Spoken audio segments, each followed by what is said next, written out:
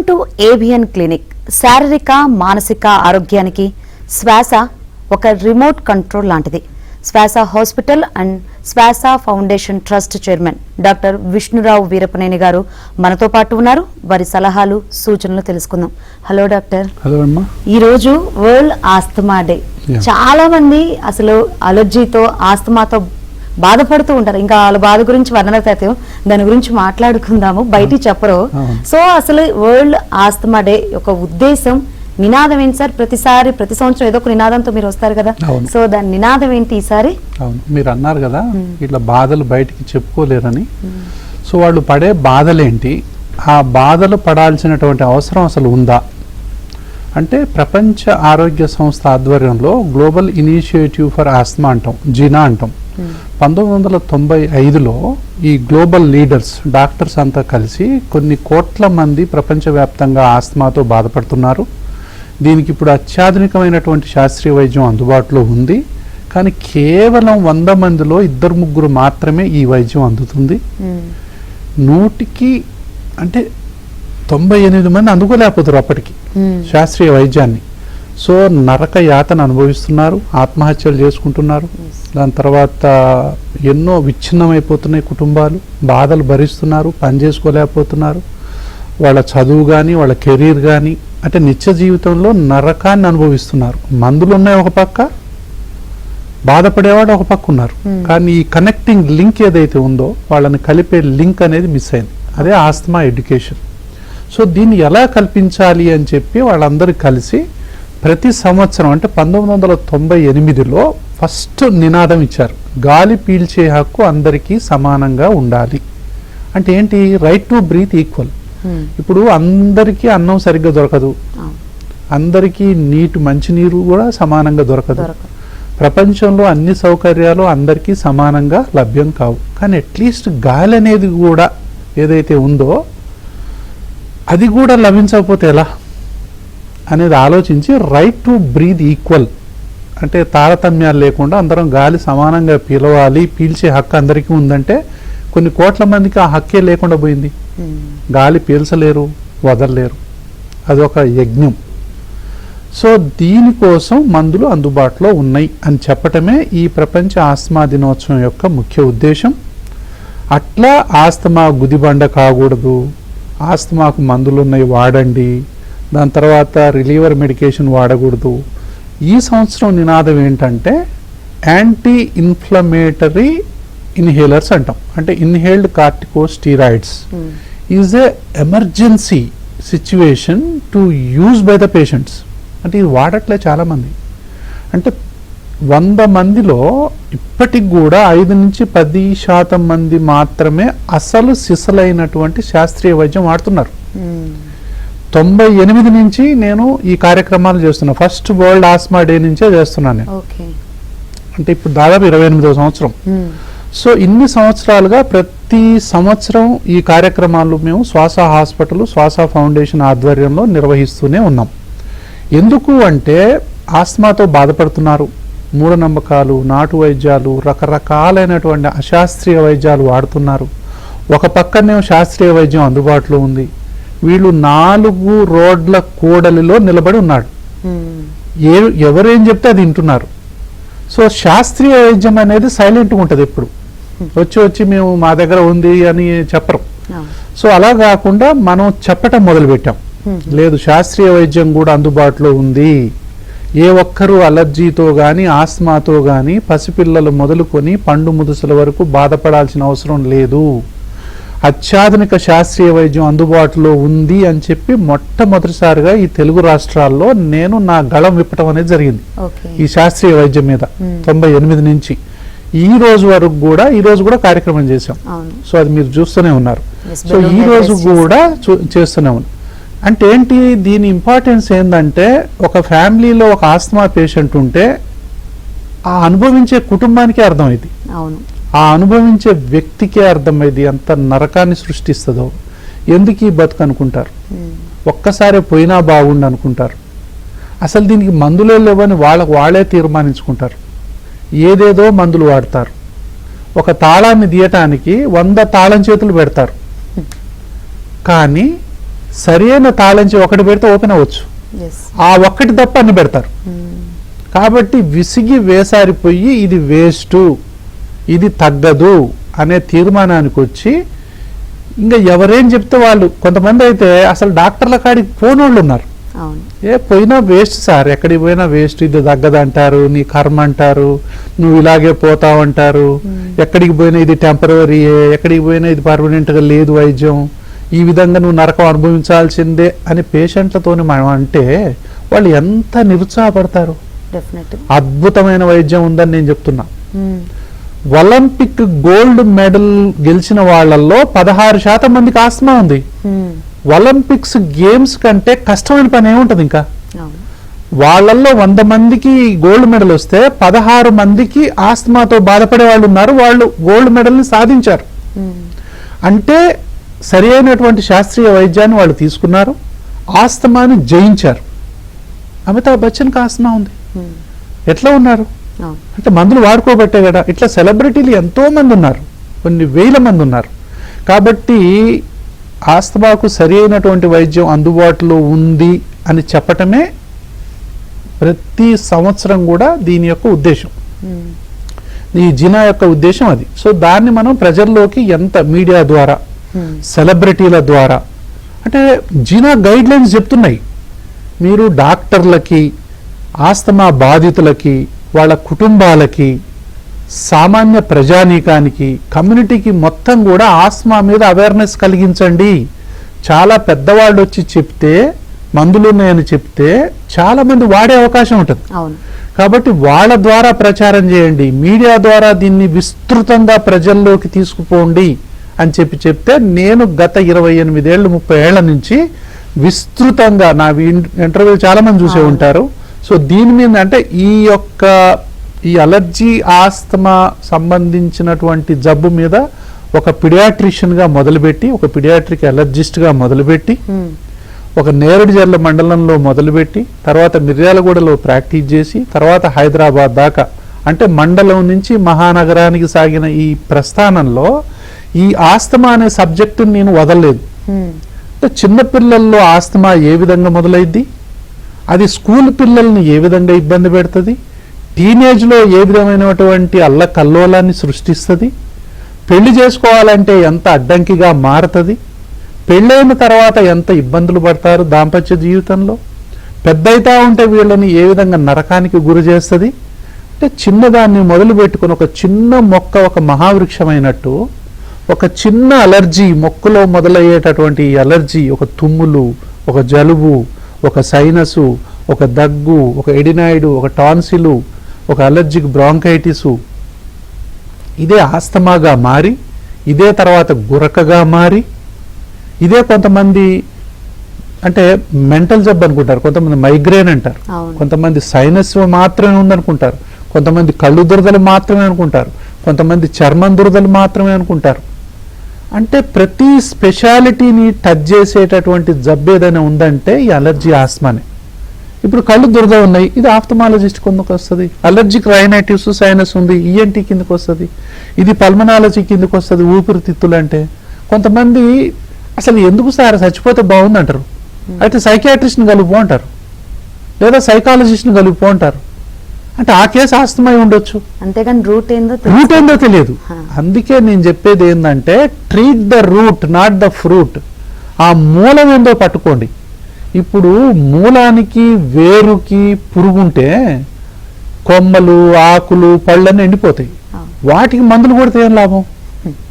కాబట్టి అలర్జీ ఎట్లా మొదలైంది అంటే ఏంటి, ఎంతకి తగ్గని జలుబు, తుమ్ములు, దగ్గు, ఆయాసం, పిల్లికోతలు, అది పడదు నాకు ఇది పడదు, మెట్లెక్కలేరు, ఏ పని చేయలేరు, ఏది చేద్దామన్నా నరకాన్ని చూస్తారు, అలసిపోతారు, నిస్సత్వ, నీరసం, నిద్ర ఉండదు.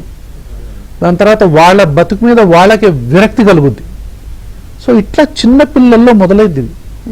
యాంటీబయాటిక్స్ వాడుతూ ఉంటారు, హాస్పిటల్ చుట్టూ తిరుగుతూ ఉంటారు, వాళ్ళు పిల్లలు దగ్గి వాంతి చేస్తుంటారు. చిన్నపిల్లల్లో అండర్ 5స్లో వచ్చేటటువంటి ఆస్తమా సృష్టించే నరకం ఒక 35 ఏళ్ల నుంచి ఒక పిడియాట్రిషియన్గా, పిడియాట్రిక్ అలర్జిస్ట్గా చాలా దగ్గర నుంచి చూశాను నేను. అది ఎంత హింస పెడుతుందో పేరెంట్స్ని. ఎట్టి పరిస్థితుల్లో ఒక్కరోజు కూడా ఆస్మాతో బాధపడాల్సిన అవసరం లేదు.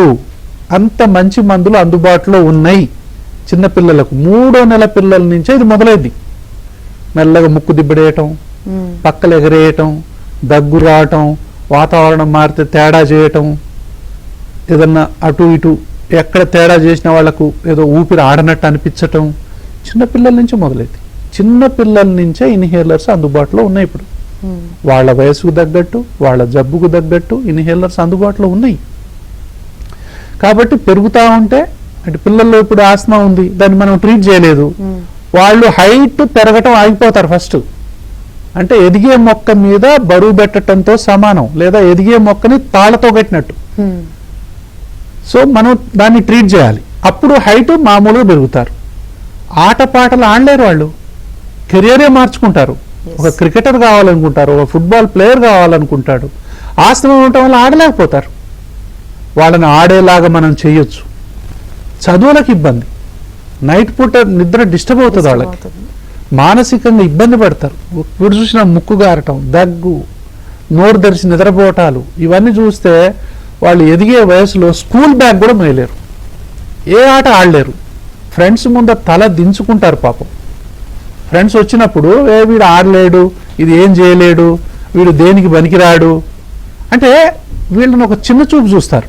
అంటే ఆస్తమా పేషెంట్లు, అలర్జీ పేషెంట్లు ఆత్మ న్యూనతా భావానికి గురవుతారు. అంటే సరి అయినటువంటి వైద్యం మనం ఈ ఆస్తమాలో సరిగ్గా గనక కరెక్ట్ ప్లేస్లో ఎక్కడ వాడాలనో వాడితే వాళ్ళు మంచి జీవితాన్ని గడుపుతారు. సార్, మందులు ఇంత అందుబాటులోకి వచ్చాయి, చాలా టెక్నాలజీ పెరిగింది. ఒకప్పుడంటే మీరు అన్నట్లు అవగాహన లేక అక్కడే ఉండిపోయారు. చాలా మంది లేడీస్ మందులు అందుబాటులో వచ్చి నీరసంగా ఉంటారు, ఒక 4 అడుగుల ఏంగులోనే ఎక్కడ పడితే అక్కడ కూలబడిపోతారు. పిల్లల్లో చూస్తూ ఉంటాము, చిన్న పిల్లలు ఏ ప్రాబ్లం వచ్చినా తల్లిదండ్రులు చాలా జాగ్రత్త తీసుకుంటూ ఉంటారు. కానీ ఆస్తమా విషయానికి వచ్చేసరికి నెగ్లెక్ట్ చేస్తారు, మందులు లేవేమో అనుకుంటారు. టెక్నాలజీ వచ్చింది, సోషల్ మీడియా అందుబాటులో ఉంది, మీలాంటి వాళ్ళు అవగాహన కల్పిస్తున్నారు. ఇంకా ఎక్కడో ఆగిపోవటానికి గల కారణం ఏంటి సార్? అంటే ఏంటంటే అమ్మా, అంటే అపోహలే, అన్ని అపోహలే. మీరు చూడండి, ఈ సంవత్సరం నినాదం ఏంటంటే, నేను ఎప్పుడు చూపిస్తా ఉంటాను ఇది. అంటే నేను చెప్పే విషయం ఎప్పుడైనా ఆస్తమా అలర్జీతో బాధపడే వాళ్ళకి మాత్రమే అర్థమైంది, మిగతా వాళ్ళకి అర్థం కాదు. ఎందుకు ఈ డాక్టర్ ఊరికి ఇట్లా చెప్తారు అనుకుంటారు. బట్ నా యొక్క కాన్సెప్ట్ ఒక్కటే, ఎవరైతే సఫర్ అవుతున్నారో వాళ్ళు ఎంత చెప్పినా ఇంకా కావాలంటారు. సో ఈ విధంగా మన ముక్కు కానీ లంగ్స్ కానీ ఉన్నప్పుడు ఊపిరి అనేది ఫ్రీగా పీల్చటం వదలటం జరుగుద్ది. అయితే అలర్జీ ఆస్తమాలో ఈ విధంగా దీన్ని ఇన్ఫ్లమేషన్ అంటాం. ఈ సబ్మ్యూకోజాన్లో అలర్జిక్ ఇన్ఫ్లమేషన్ అంటాం. ఇది థిక్ అయిపోద్ది, ఇక్కడ తెమడ ఊరుతుంది, ఇక్కడ ఈ టైట్గా అవుతాయి, ఈ యొక్క స్మూత్ మజిల్స్ అంటాం. గాలి పీల్చలేరు, వదలలేరు. నేను 30 ఏళ్ల నుంచి కూడా ఈ విషయాన్ని చెప్తానే ఉన్నాను. అంటే ఇక్కడ వాడే మందుల్ని ప్రివెంటర్స్ అంటాం. ఓకే, ఇక్కడ వాడే మందులు రిలీవర్స్. 100కి 90-95 మంది ఇప్పటికి కూడా రిలీవర్స్ వాడుతున్నారు, అది తప్పు. ప్రివెంటర్స్ వాడాలని నేను 30 ఏళ్ల నుంచి చెప్తున్నా. ఈ సంవత్సరం నినాదం ఏంటంటే ప్రివెంటర్స్ వాడండి అని. అంటే యాంటీ ఇన్ఫ్లమేటరీ ఆస్తమా మెడికేషన్ ఇవ్వండి. ఇన్హేల్డ్ కార్టికోస్టీరాయిడ్ స్టిల్ యాన్ ఎమర్జెన్సీ, దీన్ని అందించండి. ఇది గ్యాప్ ఉంది, చాలా మంది 90% మంది ఈ మందులు వాడట్లేదు, వాడేలాగా అవగాహన కలిగించండి అని జీనా గైడ్ లైన్ చెప్తా ఉంది. నేను ఎప్పటి నుంచో చెప్తున్నాను, 98 నుంచి. కాబట్టి దీనివల్ల ఎప్పుడైతే దీన్ని మనం కంట్రోల్ చేస్తామో వాళ్ళు ఆటోమేటిక్గా ఈ విధంగా అవుతారు. ఏ మందులు వాడాలి, ఏ డోస్లో వాడాలి, ఏ టెక్నిక్ ద్వారా వాడాలి, దాన్ని కనుక్కోవటానికి ఏ పరీక్షలు చేయాలి, అసలు ఈ ఎలర్జీ వల్ల ఈ ఆస్తమా ఏ విధంగా వస్తుంది, అది పుప్పడి వల్ల వస్తుందా, డస్ట్ వల్ల వస్తుందా, కుక్క పిల్లలు పిల్లి పిల్లల వల్ల వస్తుందా, ఫంగస్ వల్ల వస్తుందా, వైరల్ ఇన్ఫెక్షన్లా, బ్యాక్టీరియల్ ఇన్ఫెక్షన్లా, కూల్ డ్రింక్సా, ఐస్ క్రీమ్సా, అగరబత్తీలా, పర్ఫ్యూమ్సా, దేని వల్ల వస్తుందో తెలుసుకొని దానికి తగ్గటువంటి జాగ్రత్తలు తీసుకోవాలి. దానికి తగ్గటువంటి ఇమ్యునోథెరపీ అంటాం. ఇప్పుడు డస్ట్ మైట్ వల్ల వస్తుంది, మనం దానికి ఇమ్యునోథెరపీ అందుబాటులో ఉంది. ఇప్పుడు శ్వాస హాస్పిటల్లో అలర్జీ ఆస్తమాకు సంబంధించిన సమస్తమైనటువంటి ట్రీట్మెంట్స్ ఇప్పుడు అందుబాటులో ఉన్నాయి. చాలామంది డాక్టర్ల దగ్గర కూడా ఉన్నాయి. అయితే ఏంటి, కరెక్ట్గా మనం మెడిసిన్స్ వాడాలి, కరెక్ట్గా డయాగ్నోజ్ చేయాలి, తాళానికి తగ్గ తాళం చేయంట నేను. ఆస్తమాకు ట్రీట్మెంట్ అనేది ఒక పాస్వర్డ్ లాగా ఉండాలి. సపోజ్ ఒక పాస్వర్డ్లో 6 లెటర్స్ ఉన్నాయనుకోండి, 6 లెటర్స్ కరెక్ట్గా వాడాలి. అది బిగ్ క్యాప్స్ ఉండొచ్చు, స్మాల్ క్యాప్స్ ఉండొచ్చు, అలా వాడితేనే అది ఓపెన్ అయింది. అలాగే మందుల్లో కూడా ఏ డోసు వాడాలి, ఏ మందు వాడాలి, ఏ ఫ్రీక్వెన్సీలో వాడాలి, ఏ టెక్నిక్ ద్వారా వాడాలి, ప్రతిదీ మ్యాటరే. Everything matters in asthma care. ఏది మిస్ అయినా కూడా ఆస్తమా కంట్రోల్ కాకపోవచ్చు. అది ఇండోర్ పొల్యూషన్ కావచ్చు, అవుట్డోర్ పొల్యూషన్ కావచ్చు, అగరబత్తీలు రోజు వాడుతూ ఉంటారు, కంట్రోల్ కాదు. పర్ఫ్యూమ్స్ రోజు కొట్టుకుంటూ ఉంటారు, ఆస్మా కంట్రోల్ కాకపోవచ్చు. సో పిల్లల్లో కూడా పర్ఫ్యూమ్స్ కొట్టి పంపుతున్నారు పేరెంట్స్. దయచేసి అలర్జీ ఆస్తమా ఫ్యామిలీస్ ఇవి మన పర్ఫ్యూమ్స్ కానీ, అగరబత్తీలు కానీ, సెంట్లు కానీ, ఎయిర్ ఫ్రెషనర్స్ కానీ చక్కగా వాసన వస్తుంది. ఇప్పుడు సమ్మర్ కదా, సో కూలర్లలో కూడా ఎయిర్ ఫ్రెషనర్ వేస్తారు. కూలర్స్లో వాసన రావాలని చెప్పి వేస్తారు. దయచేసి వేయకండి. ఇట్లాంటివి ఏది వేసినా కూడా మీకు ఈ ప్రాబ్లం. సార్ ఇంతకుముందు మీరు మాట్లాడుతూ శారీరక మానసిక ఆరోగ్యానికి శ్వాస అనేది ఒక రిమోట్ కంట్రోల్ లాంటిది అంటారు. శ్వాస ఉంటేనే జీవనం, శ్వాస లేకపోతే మరణం అని కూడా అంటూ ఉంటారు కదా. అసలు అది ఎలా పనిచేస్తుంది, ఎలా కంట్రోల్ చేస్తుంది సార్? అసలు అంటే ఈ సృష్టిలో శ్వాస అనేది అన్కాన్షియస్గా తీసుకుంటాం. ఇప్పుడు మనం మాట్లాడుతున్నాం, మనం శ్వాస తీసుకుంటూనే ఉంటాం, అది అన్కాన్షియస్. కాన్షియస్కి కూడా మనం దాన్ని ఆపవచ్చు అవసరం అయితే కాసేపు. అదొక్కటే ఉంది మనకు. గుండెని ఆపలేము, డైజెషన్ ఆపలేము, మైండ్ పనిచేయటాన్ని ఆపలేము, తర్వాత బాడీలో ఉన్న బ్లడ్ ఫ్లోని ఏం చేయలేము మనం. కిడ్నీలు ఎట్లా పనిచేస్తున్నా మన కంట్రోల్లో, మిగతా అది ఏది మన కంట్రోల్లో ఉండదు. మన కంట్రోల్లో శ్వాస ఒకటి ఉంది. ఎందుకు పెట్టుంటాడు ఈ శ్వాస? ప్రకృతి మన చేతిలో ఈ కంట్రోల్ని ఏమిటి పెట్టుంటుంది? ఏదో పర్పస్ ఉంటుంది. పర్పస్ లేకుండా ఏది ఉండదు. అంటే ఈ శ్వాస అనే దాన్ని ఒక రిమోట్ కంట్రోల్ లాగా వాడి శారీరక మానసిక ఆరోగ్యానికి మధ్యన ఇది బ్రిడ్జి లాంటిది.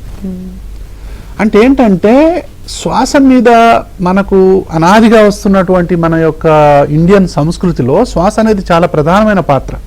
అయితే దాన్ని మనం చాలా లైట్గా తీసుకుంటాం. శ్వాస అనేది ఒక యోగులకు సంబంధించింది, ఏమన్నా హిమాలయాలు ముక్కు మూసుకొని చేసుకునే వాళ్ళకు సంబంధించింది, లేకపోతే కాషాయం వస్తువులని యోగా, అంటే దాన్ని చాలా సింపుల్గా తీసి అవతల పడేసాం. కానీ ఇప్పుడు శ్వాస అనేది ఎంత ప్రధానమైంది అనేది సైంటిఫిక్ వరల్డ్ అనేది ఇప్పుడిప్పుడే గుర్తిస్తుంది. అంటే ఒక డీప్ శ్వాస, ఇప్పుడు మనం కాన్షియస్గా 4 సెకండ్స్ గాలి తీసుకొని ఒక 6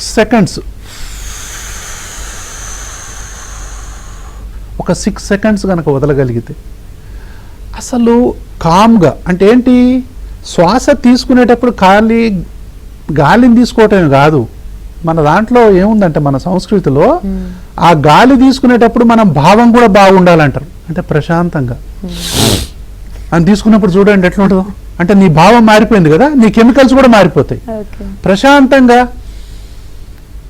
అని గాలి తీసుకుంటే ఇంకో రకం కెమికల్స్ ఊరుతాయి పీస్ఫుల్గా. అంటే ఏంటి అంటే ఇందులో ఎండార్ఫిన్స్ అని, సెరిటోనిన్ అని, ఆక్సిటోసిన్ అని ఫీల్ గుడ్ హార్మోన్స్ ఉంటాయి. మనం ప్రశాంతంగా గాలి పీల్చినప్పుడు మన యొక్క మెదడుకు సేఫ్ ఉన్నాం అనే సంకేతం అందుద్ది.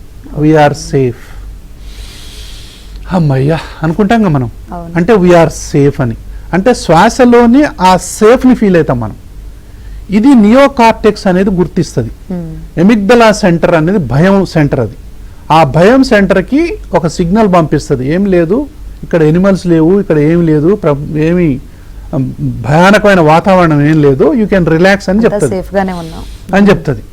ఎప్పుడైతే మనం ఒక ప్రమాదాన్ని చూస్తామో ఇట్లా అంటాం చూడనా, అంటే శ్వాసలో మన కెమికల్స్ ఎడ్రినలిన్, కార్టిజాలు, నార్ ఎడ్రినలిన్ అనేటటువంటి బ్యాడ్ కెమికల్స్ లేదా స్ట్రెస్ హార్మోన్స్ రిలీజ్ అవుతాయి. ఈ స్ట్రెస్ హార్మోన్స్ కానీ, ఈ ఫీల్ గుడ్ హార్మోన్స్ కానీ ఈ శ్వాస కంట్రోల్లో ఉంటాయి. ఇది సైంటిఫిక్గా ప్రూవ్ అయినటువంటి సత్యం. కాబట్టి ఎవరైనా సరే అంటే పైపైన శ్వాస, ఫాస్ట్గా శ్వాస, ఛాతితోనే శ్వాస, ఛాతితోనే అంటే ఏంది ఇట్లా, అట్లా కాదు. శ్వాస అనేది పొట్టలో పోవాలి, పొట్ట ఉబ్బాలి. అది డయాఫ్రమాటిక్ బ్రీదింగ్ అంటాం. Deep breathing, diaphragmatic breathing, calm breathing, long breathing మనం చేసి మళ్ళీ లాంగ్గా వదలటం. అంటే ఒక విధంగా చెప్పాలంటే ఒక గ్యాప్ బ్రీదింగ్ అనమాట. మనం గాలి పీల్చడానికి వదలటానికి మధ్య ఏ కొంచెం గ్యాప్ ఇచ్చినా కూడా ఫీల్ గుడ్ హార్మోన్స్ రిలీజ్ అవుతాయి. మనం శ్వాసని ఫాస్ట్గా తీసుకుంటే మనకు హైపర్ వెంటిలేషన్ ద్వారా కార్బన్ డైఆక్సైడ్ యొక్క ఇంబ్యాలెన్స్ వస్తుంది. ఎప్పుడైతే కార్బన్ డైఆక్సైడ్ ఇంబ్యాలెన్స్ వస్తుందో మనిషి టెన్షన్లో పోతాడు. ఏదో ముక్కు అంటే ఇదంతా తిమ్మిరి ఉన్నట్టు, కాళ్ళు చేతులు ఇట్లయిపోయినట్టు, కొంతమంది అన్నట్టుగా తీసుకుంటూ ఉంటారు. అలాంటి వాళ్ళందరికీ ఏంటంటే వాళ్ళకి అలర్జీ, ఆస్మా కూడా బ్యాక్గ్రౌండ్లో ఉండొచ్చు. But at the same time దానికి వైద్యాన్ని చేస్తూ శ్వాసని కూడా కంట్రోల్ చేసుకోవటానికి శ్వాస వ్యాయామాలు చేయాలి, ప్రాణాయామాలు నేర్చుకోవాలి. యూట్యూబ్లో డీప్ బ్రీదింగ్ అంటే నేర్చుకోండి, కామ్గా బ్రీదింగ్ అంటే ఏందో నేర్చుకోండి. ముఖ్యంగా డీప్ బ్రీదింగ్ అని చెప్పి మీరు డయాఫ్రమాటిక్ బ్రీదింగ్ అని యూట్యూబ్లో కొడితే ఎన్నో ఓపెన్ అవుతాయి. ఇవి చూడండి. ఎప్పుడైతే 4 సెకండ్స్ గాలి పీలిసి 6 సెకండ్స్ మనం గాలి వదులుతామో, ఇలా ఉదయం 10 నిమిషాలు, మధ్యాహ్నం 10 నిమిషాలు, నైట్ కూడా పడుకునేటప్పుడు 10 నిమిషాలు చేస్తే మన ఆరోగ్యం చాలా బాగుంటుంది. ఎప్పుడైతే మనం స్లోగా డీప్గా మనం గాలి తీస్తామో పారాసింపాథెటిక్ నర్వస్ సిస్టమ్ యాక్టివేట్ అయింది. ఎప్పుడైతే పై శ్వాస తీస్తామో సింపాథెటిక్ యాక్టివేట్ అయింది. రెండు అవసరమే. అంటే ఏంటి, కార్ ఎగ్జలరేటర్ నొక్కాలి మనం ఒక్కోసారి, అది సింపాథెటిక్ సిస్టమ్. ఓకే, మనం వేగంగా కూడా పోవాల్సి ఉంటుంది ఒక్కొక్కడికి. ఇప్పుడు ఏదైనా సడన్గా ఇక్కడ పాము కనపడ్డది అనుకోండి, మనం భయపడి చేయాలి కదా, అప్పుడు ఎడ్రినలిన్ ఊడుతుంది, దాని అవసరం ఉంది. అలాగే 24 hours అలాగే ఉంటే అదే జబ్బు. అది ఎప్పుడైతే పోద్దో మళ్ళీ పారాసింపాథెటిక్ సిస్టమ్ యాక్టివేట్ అవుద్ది. అంటే అది శ్వాస ద్వారా దాన్ని మనం కంట్రోల్ చేయొచ్చు.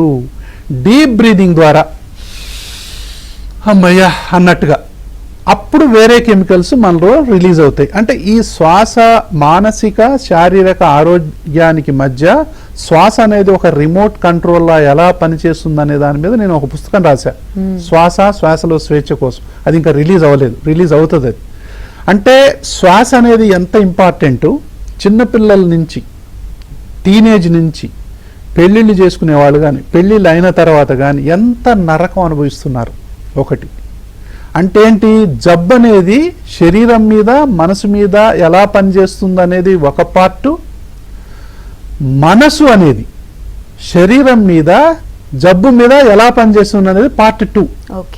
ఈ పార్ట్ 2 అంటే శారీరక ఆరోగ్యానికి మానసిక ఆరోగ్యానికి మధ్యన ఒక బ్రిడ్జ్ శ్వాస అనే దాన్ని, అంటే నేను చాలా డెప్త్లోకి పోయి ఆ సబ్జెక్ట్ రాశాను. అంటే ఏ విధంగా మనం శ్వాస ద్వారా మన ఆరోగ్యాన్ని మనం మార్చుకోవచ్చు. కాబట్టి ఎంతో మంది మనకు ఋషులు అందరూ కూడా శ్వాస ద్వారా ఆరోగ్యాన్ని పొందొచ్చు అని చెప్తా ఉంటే, చాలా మంది డాక్టర్లకి ఈ విషయం మీద అవగాహన కూడా లేదు, నాకు కూడా అవగాహన లేదు. కానీ ఎప్పుడైతే అందులోకి డెప్త్లోకి ఎంటర్ అయ్యానో చాలా మ్యాటర్ ఉంది ఇందులో. ఇది చాలా సైంటిఫిక్. కాబట్టి ఇది spiritual and science and spiritual are not different. They are అంటే బొమ్మ బొరుసు లాంటివి, ఒక కాయనికి బొమ్మ బొరుసు లాంటివి, ఒకటి లేకుండా ఇంకొకటి లేదు.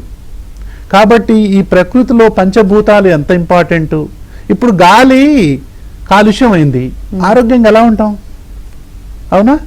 నీరు కాలుష్యం అయింది, ఎలా ఉంటాం ఆరోగ్యంగా? భూమి కాలుష్యం అయింది, అందులో వచ్చే ఆహారం మొత్తం కాలుష్యం అయింది, ఆరోగ్యంగా ఎలా ఉంటాం? ఒక ఇరుకైనటువంటి స్పేస్ లో ఆరోగ్యం ఎలా వస్తుంది? ఒక మనిషికి విటమిన్ డి సూర్యరశ్మి ద్వారా లభిస్తుంది. సూర్యుని జూన్లో ఉన్నారు చాలా మంది, ఏ విధంగా ఆరోగ్యం వస్తుంది? సో పంచభూతాలు బాగుంటేనే మనం బాగుంటాము. ఆ పంచభూతాలని మనం పాడు చేసినప్పుడు అవే భూతాలై ప్రేతాలై మానవ జాతికి మనుగడ లేకుండా చేసే ప్రమాదం ఉంది.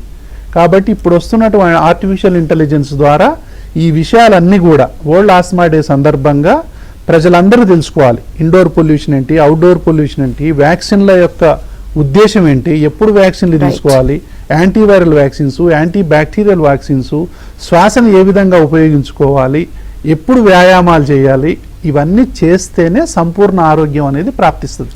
Thank you so much sir. ఇంత టెక్నాలజీ పెరిగినా కానీ అందరూ ఎక్కడో ఒక పాయింట్ దగ్గర ఆగిపోయారు. ఈరోజు వరల్డ్ ఆస్మా డే సందర్భంగా చాలా క్లియర్ అవగాహన కల్పించారు. థ్యాంక్ యూ సో మచ్ అండి. ఇది వాళ్ళ ప్రత్యేక